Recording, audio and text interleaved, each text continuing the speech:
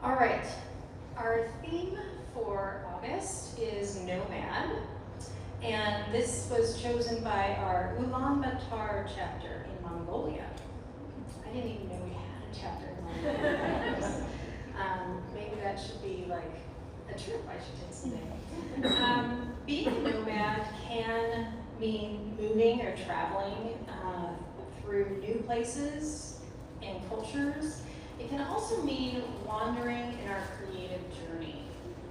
You may be familiar with this. I am. Exploring new ideas, experimenting with different mediums and creative outlets.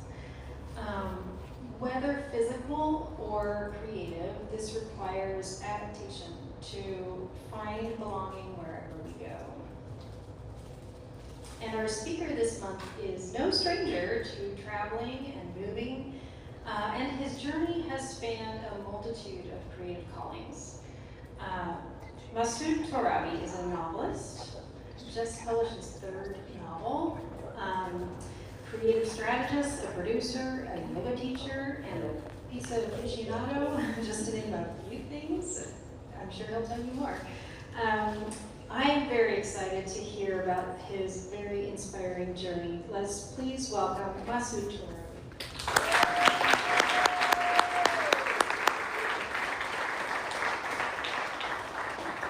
Thank you so much. Good morning, everyone. Good morning. Thank you so much for having me. Some people are born knowing exactly where they belong.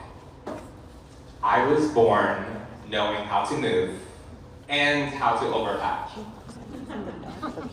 I've been a nomad in ways that you can't drop a pin for. Yes, it's true. I moved to the United States with my family at the age of 11 from Iran.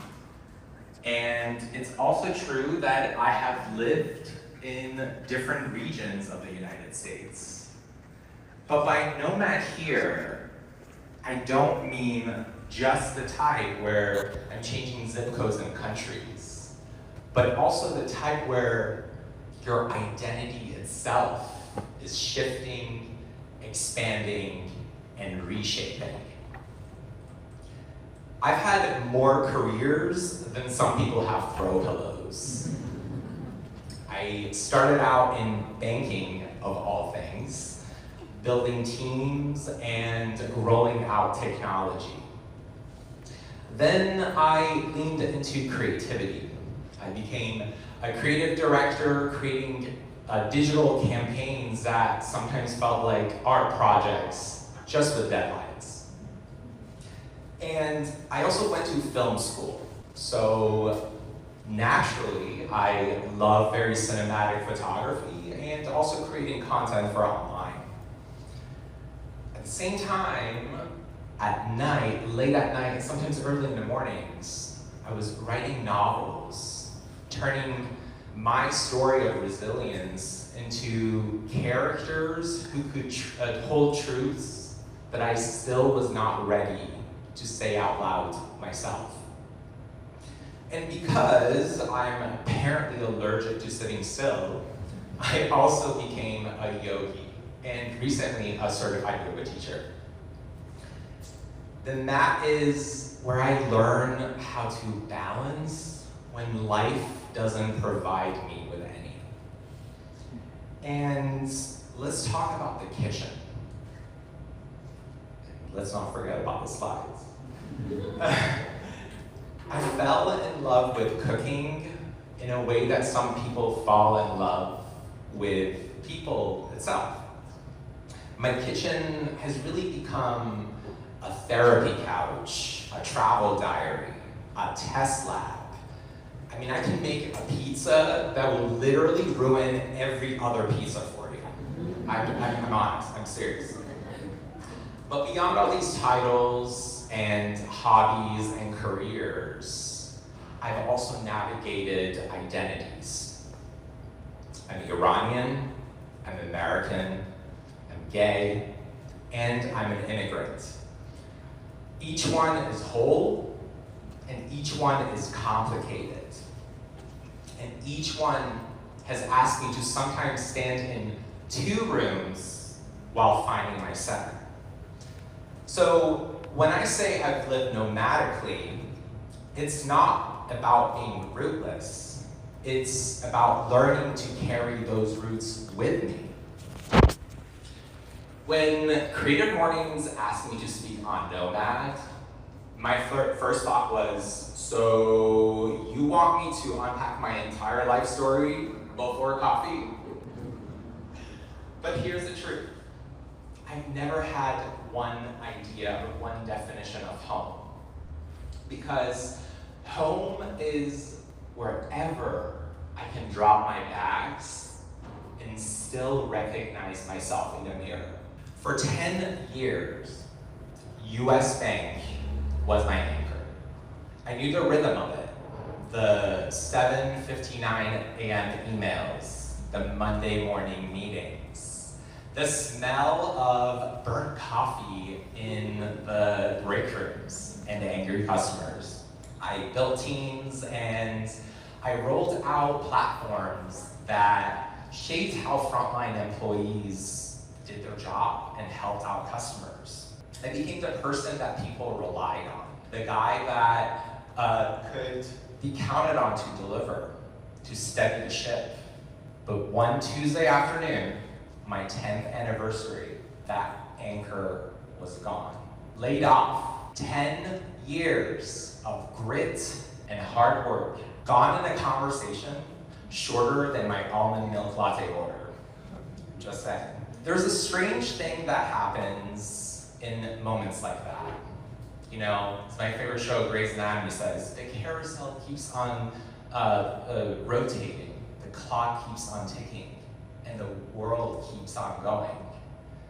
And you're left carrying a box of your career's greatest hits, which might include a mug, maybe a plant that barely survived, and all those dreams that you scribbled on a piece of note that just don't belong in any desk anywhere. I found myself in my car asking myself, what now? And I can promise you it was not in that aspirational TED Talk kind of way. It was in the, oh my God, what the heck am I going to do? I got bills to pay kind of way. So I turned to gig work. Instacart, DoorDash. 7 days a week, evenings, snow, rain, Seattle traffic. Now, if you've never tried to balance 3 soups in a paper bag while a gust of wind is trying to introduce you to the Puget Sound, I don't recommend it. I'm just saying. But here's the twist. I got good at it. I turned gig work into strategy. I mapped neighborhoods better than Google Maps. And very quickly, I started to learn which elevators downtown are lying about them being in service. So I optimized routes like I was solving puzzles. And while I was hustling, I was also healing. I saved $50,000 and I paid off over $25,000 in debt. And I learned that when you strip life down to survival, you end up meeting parts of yourself that you didn't know existed. See, being untethered is terrifying. It is. But it's also where you meet the version of yourself who can handle anything. That version of me sometimes smelled like fried chicken and pad thai and car air freshener. But he was resilient, and he was the guy that carried me forward. And I just want to be clear, this chapter did not just end with a cute little bow within 6 months. It took me over 12 months to land a career role.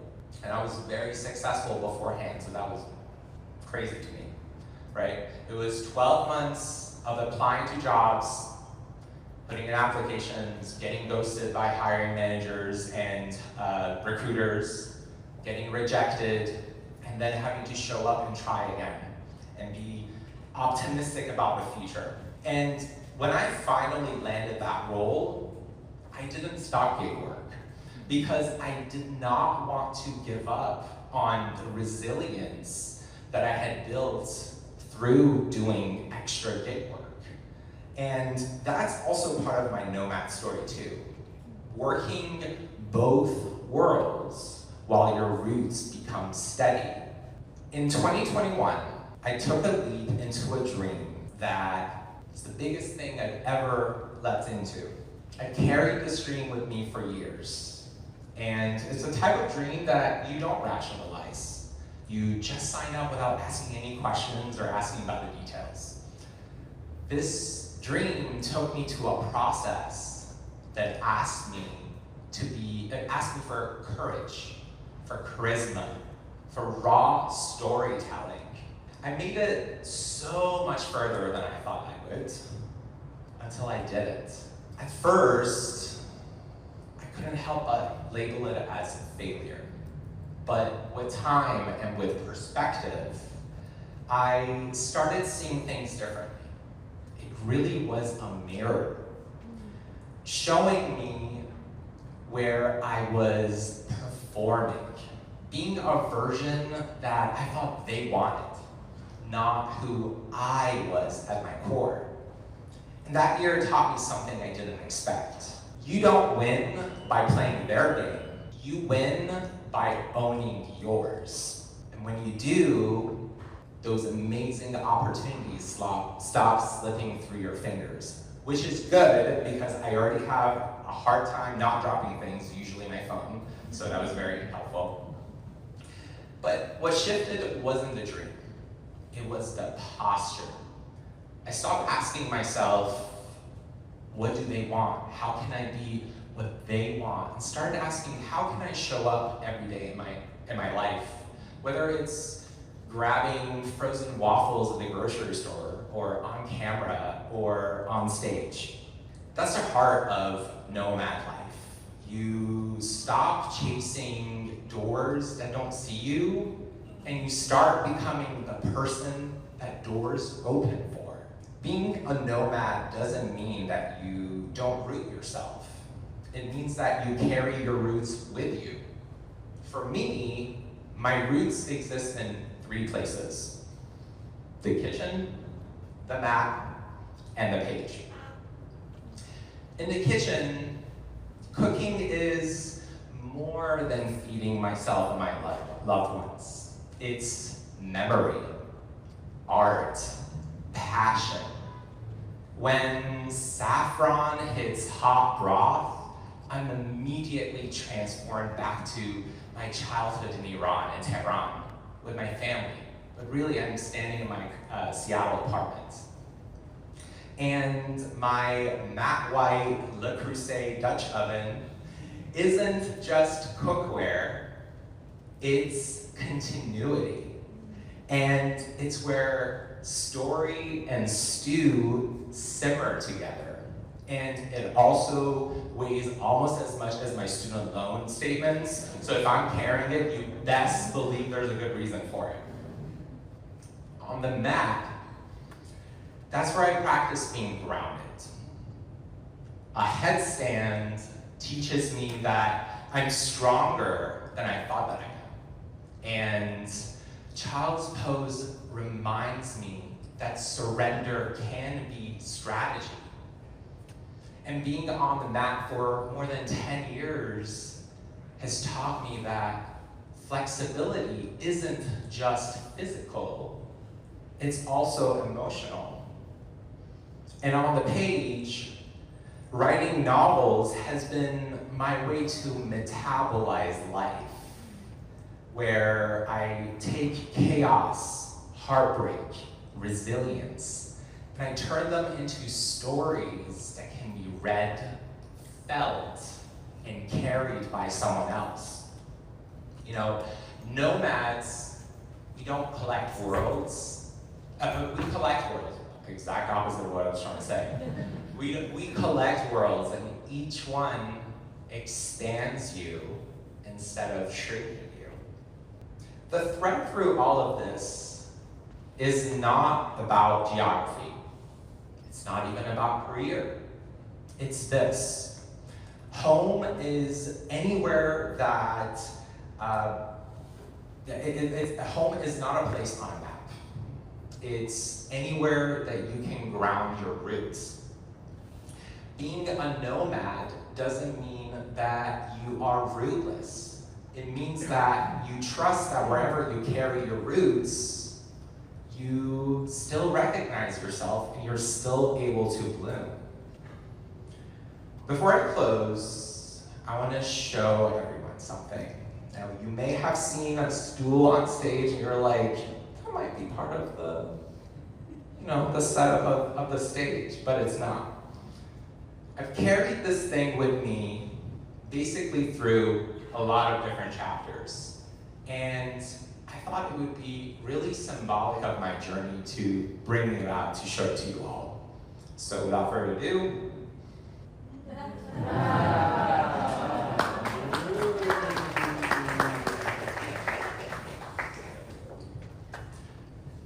this pop, it's heavy. Look at it. It's dramatic, right? And it's not subtle at all, but it's also mine. And everywhere I lived, different chapters, different apartments, different careers, it's come with me. And it represents everything else. It reminds me that sometimes weight isn't a burden. It's a calling about durability and resilience. I want every single one of you in the audience here today to think about your version of a matte white Le Creuset 9-chord pop. Is there anything in your life, if you were told to drop everything, that you would carry with you? Maybe it's a piece of cookware, like it is for me. Or if it's a ritual, maybe it's a prayer, maybe it's a photograph or a playlist. We don't have to chase belonging. Instead, we bring it with us. And sometimes, we even bring the Le Creuset. Thank you, everybody, for your time today.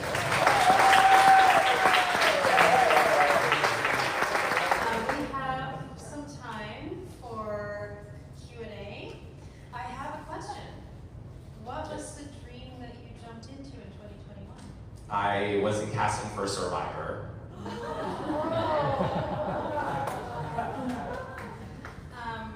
Congratulations, that's cool. Thank you.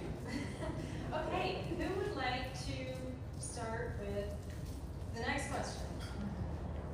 Oh, and I'm going to ask that you please use the microphone so we can get it on video. Yes. So it's no small feat to write a book. I'd love to hear about, you talked a lot about roots, and I saw the trees on the front of the book. I'd love to hear a little bit about what you wrote and how kind of that influence. Yeah, so I've had the opportunity to, over the years, to write 3 books, and this was my 3rd novel, which got released last year, The Tears We Don't See. And I actually began writing this book at the beginning of the pandemic, I think literally the first day. I was like, this is a perfect time to do it. Because at the time, I was a vice president at US Bank. I had very little time, and so now all of a sudden, the pandemic happened, and I was feeling bad about when am I gonna write again? I felt like I was cheating the creative on the inside. I wanted to tend to it, and so it felt like the universe had aligned and it was my opportunity to start writing. I was going through something at the time that really inspired an idea, and I set up a challenge for myself to see if within the 30 days that COVID is gonna come and go, I can write this book. Seriously. And so I started writing about 2 hours a day, and then it turned into, oh wow, this is actually growing into something bigger and a lot more mature than I thought. And so I would wake up super early in the morning before my meetings, sometimes during my lunch breaks, sometimes on the clock. I don't care, they fired me. So we're and sometimes afterwards. And it took me 4 years to finish the book with editing and getting everything ready. The cover was taken in Maui. I always felt very attached to that specific place. And you see 2 strong trees with a third one almost leaning in without giving any spoilers to the novel, wink wink. But yeah, it's a beautiful spot, and I also took that photograph myself, so I'm a little bit of a Taylor Swift, where I like to do it all myself, write it, create it, cover, all everything, so.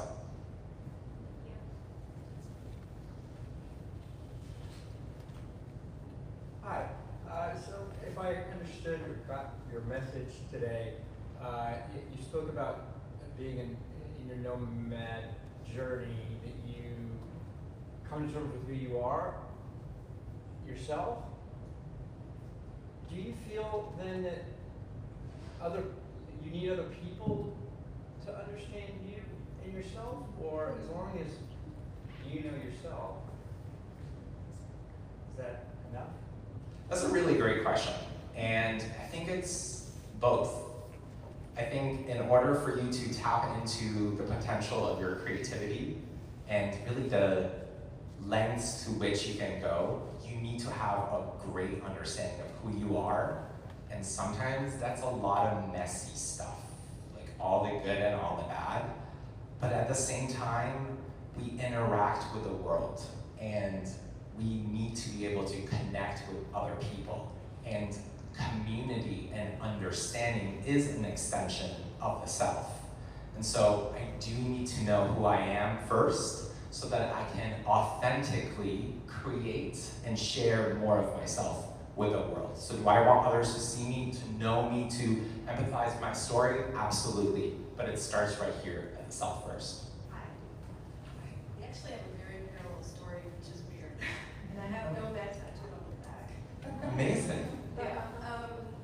So kind of becoming yourself and being very comfortable in your own shoes and realizing who you are, regardless of where you are. Become very self-reliant and fiercely independent. What do you feel like you bring to relationships for other people, so that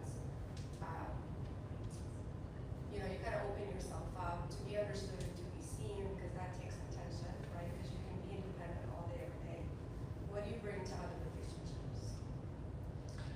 I would say passion is probably number one.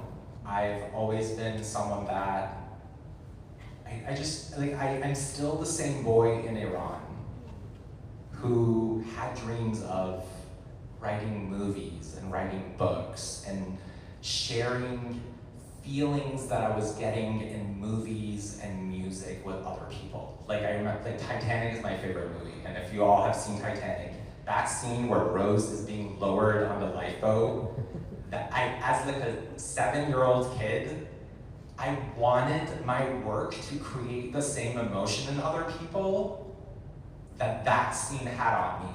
That became my life goal as a little kid, right?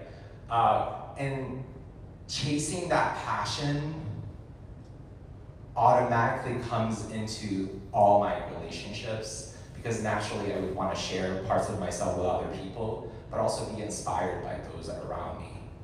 And I think the other extent of where opening up yourself can come into relationships is in being able to speak to your needs. And that means that you need to have a good understanding of who you are and respect for your passions. Because it's very easy to mold into relationships around other people and kind of lose touch with yourself.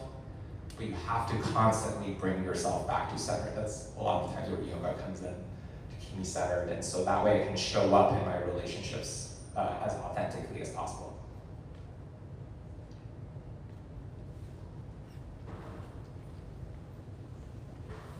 What's your favorite thing to cook in your Le Creuset? That's hard. I think I make the best lasagna ever made. So I would say like the sauce, it's like magic. Yeah.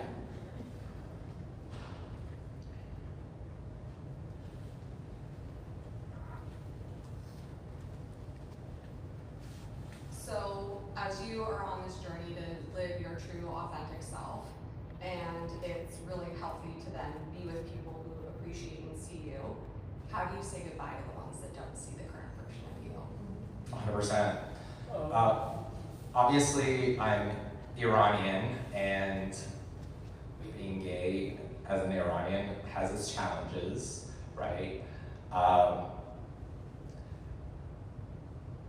I like to think that we always exist with people that maybe we don't mesh with, and we exist with people that we love. So I love everybody. Like, I never wish anything ill to anybody that's out there that may have ghosted me, recruiters. They may be an exception, I'm just kidding. But what I would say is, if you're grounded in the idea of who you are as a person, what happens externally shouldn't shake you. But it does, because we're human, right? But you don't have to cut people off from your life just because they are not seeing your light. They can exist. You let your light speak for you. You know, just let that hopefully show them the light, and they can also get to a grounded place. Last question? Last question. Hi, I love Hello. Thank you. How do you, survivor otherwise, how do you handle rejection, and how do you use that as a way to propel yourself into your creativity and almost give yourself permission, right? I think that's a difficulty, especially if you've gotten a lot of rejection. Like, how have you used that, what in your survivor example or otherwise, in order to kind of like fuel your projects? Yeah, so in 2021, when I was in casting for Survivor, the casting process is very long. It's 6-7 months. So now we're in 2022, and as I'm getting, I don't know if I was getting ready to get laid off, but as I was getting laid off, that's when the call came that, hey, you're not going to be on the next season. I was at the very end of the process. So my world was shattered. I lost not only a career that I had built a lot of my life around, but also this thing that represented my path to everything I ever wanted in life, right? And I would be lying if I didn't say it was really hard.